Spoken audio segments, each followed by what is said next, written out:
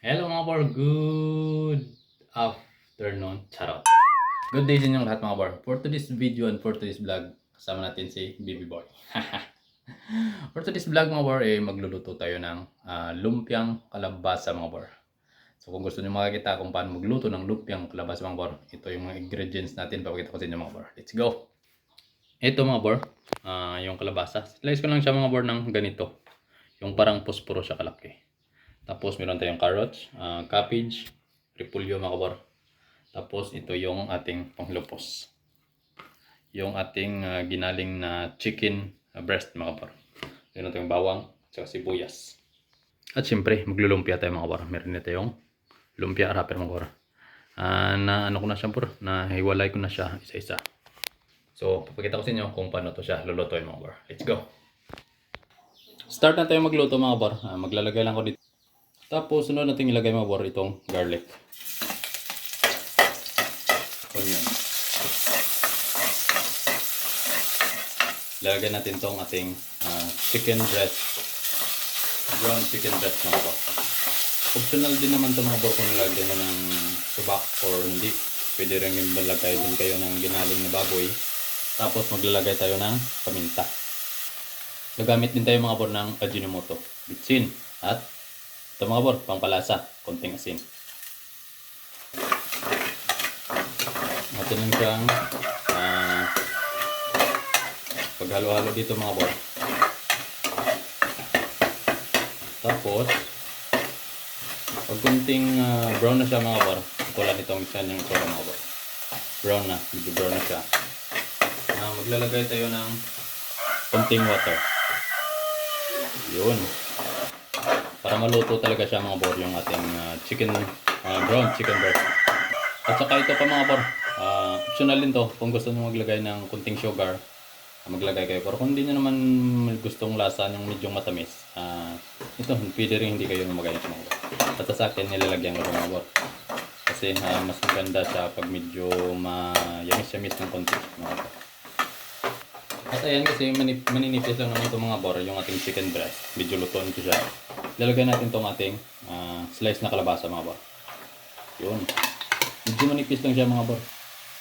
Kung makikita nyo, ayan o. Julin slice siya. O yung parang posporo siya kadakalaki mga bor. At saka atin lang haluin. Maglagay lang ito ng konting water para maluto yung ating kalabasa.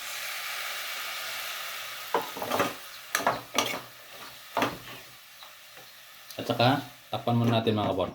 Yun. After 5 minutes mga bor, tingnan natin. Yun. Haluin lang natin siya. Hindi naman ito kailangan na masyadong luto mga bor kasi lalagay pa natin sa lumpia wrapper at saka piprito. Lalagay natin itong ating carrots at saka cabbage mga bor. Yun. Yung kanyang gulay mga bor is half cook lang.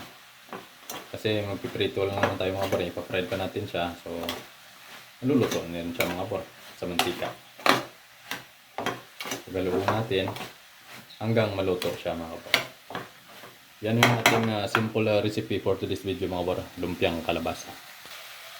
Tingnan nyo mga bor. Lutong-luto na yung ating kalabasa. Pwede na yan. So, palalamigin na natin mga bor.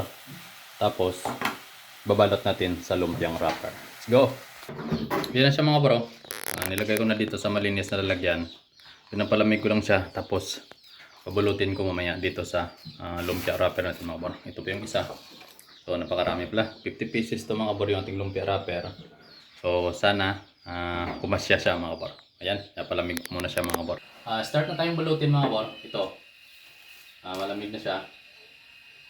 Try natin ganito karami. So nakadepende sa inyo mga bro kung ano kalaki yung gusto nyo. Sa akin try ko kung ganito karami. Tapos yung gagamitin yung pang paano dito mga bro sa wrapper natin is tubig lang. Try natin sa tubig mga bro. Kung dumikit siya, hindi tayo gagamit ng itlog. Yun. Ganito lang siya kalaki mga bro. Yan. Yun yung diskarte ko. Dito, tapos dito sa gilid. Dito sa gilid. Nakasarado siya mga bro. Tapos babalutin natin. Yun. Lagyan natin ng water dito.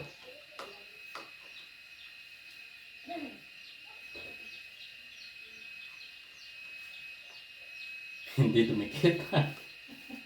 Hindi dumikit mga bar. Siguro masyadong malaki yung ginawa ko. Try natin ulit. O kulang sa tubig. Uy, yun, dumikit siya mga bar. Oh. Tingnan nyo. Dumikit din siya.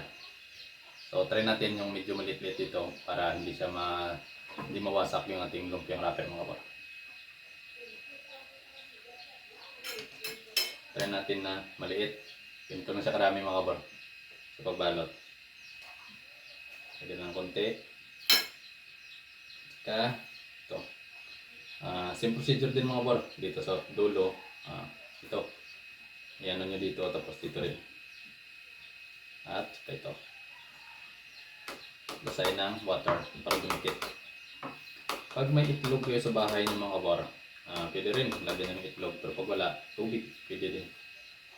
Dito kasi walang itlog. Ako lang yung itlog. Si anak may itlog din yan.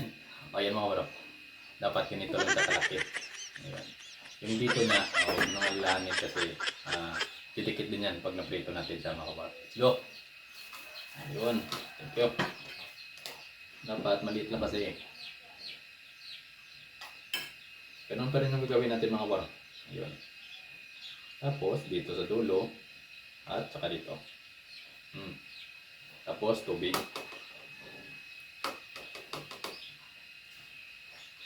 Ayan. Maganda na siya mga bar. So perfect na. So mamaya pag-prepletuhin na natin ito mga bar. Let's go. So tapos na natin balutin mga bar. Yan na. Dinuubos yan, may natira siya. Tapos ito lang mga bar. Sabi ko kanina yung ating lumpiang wrapper na binili sa tindahan is 50 pieces. So yung nangyari, bali 10, binilang ko mga bar, 10, 20, 30, 2, 4, 6, 7. So 37 pieces lang siya mga bar. So hindi umabot. Yung binili natin, hindi umabot ng 50 pieces. So 37 pieces lang talaga siya mga bar.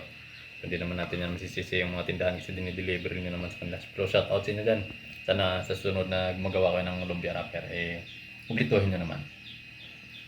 Ayan pa natira mga bro. May susunod pa tayong mabalutin mga bro. So let's go. Mag-umpisa naman tayo sa pag-fried mga bro. Let's go. So yan mga bro, may mantika na tayo ditong na-ready. So piinitin natin ito mga bro. Tapos ilalagay natin yung ating prito na lumpiang kalabasa mga bro. Let's go. So yan na mga bro, minute yung mantika natin, ilalagay natin dito. So, paunti-unti lang mga bor. Tapos, dapat low heat lang siya mga bor para hindi masyadong masunog mga bor. Yun.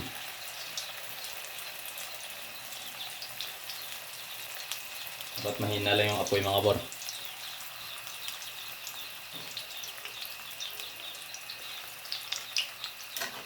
Ayun oh. Try natin kung anong kinalabasan nito mga bor. Dapat mahinang apoy lang talaga siya mga bor para hindi siya agad masunog kasi kung makita nyo kanina mga bor, naglagay ko ng sugar. So yung sugar kasi mabilis yan masunog. Kailangan low heat lang talaga yung ating mantika mga bor. Yung kanyang pagluluto is kung sa mga hiligay nun, inanay lang siya mga bor. Try na natin baliktarin mga bor. Yun. O diba? Hindi siya masyadong masunog mga bor. Paunti-unti lang yung apoy. Tapos yung pagkaluto niya is paunti-unti. Magiging ano yan siya mga bor, magiging crispy. Yun o. Yan yung diskarte sa pagpiprito ng lumpia mga bor. Dahil yung pag ginulpi mo ng apoy yan, yung wrapper, hindi masyadong crunchy. So kung makikita nyo mga bor, golden brown na siya. Pwede na yan. Pwede na nating palamig at saka tikman mga kabor. Yun o. Kitang-kita nyo mga kabor yung kanyang itsura.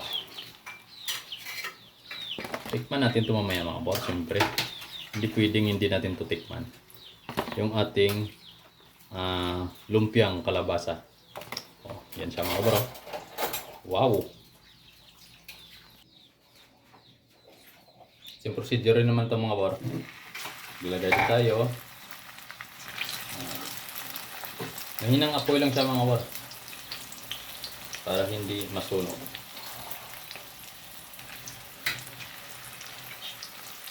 ito na yung ating finished product mga kabor. Hindi pwedeng hindi natin ito tikman. Tikman natin mga kabor. Ito na siya yung ating lumpiang kalabasa. First bite mga kabor, para sa inyo. Ha?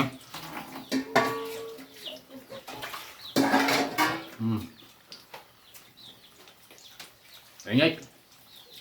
Ito yung laman niya mga bro. Masarap. Matamis-tamis siya mga bro na medyo basta. Try niyong lutuin para malaman nyo kung anong lasa mga bro.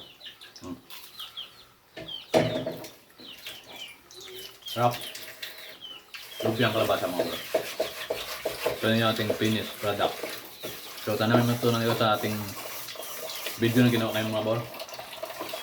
At sa sunod na upload natin mga bro, baka kayo. Don't forget, subscribe my YouTube channel mga bro. Let's go. Harap.